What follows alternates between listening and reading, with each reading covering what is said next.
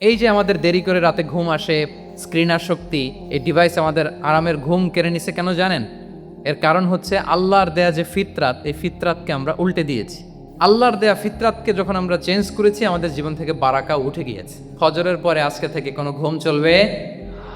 এই সময়টাতে অনেক বারাকা আছে। অনেকে ফজরের এই বরকতময় সময়টা তারা ঘুমাতে ঘুমাতে মিস করে। এর কারণ দেরিতে ঘুমোতে যাওয়া, আগে আগে ঘুমানোর অভ্যাস করতে হবে, কিন্তু আগে তো ঘুম আসে না। এই যে ডিভাইস আমাদেরকে ঘুমাতে দেয় না। আল্লাহ তাআলা রাতকে বানিয়েছেন ঘুমের জন্য। ওয়াজআলনা লাইলা লিবাসা, লিবাস মানে আবরণ। আমি রাতকে বানিয়েছি পোশাকের মতো আবরণ করে, যে আবরণ রাত্রিবেলা নিঝুম নিস্তব্ধ অন্ধকার দিয়ে ছেয়ে দেয়। ফলে মেলাটিন নামে একটা হরমোন নিঃসরিত হয়, আমাদের ঘুম ঘুম ভাব আসে। ঘুমের জন্য আল্লাহ তৈরি করেছেন রাতকে।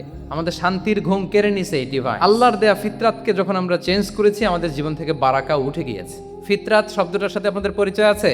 একটা মানুষের যে ক্যারেক্টারিস্টিক্স, যে ইননেট স্বভাব দিয়ে আল্লাহ তাআলা তৈরি করেছেন, নেচার, এটাকে আরবিতে বলে ফিতরাত।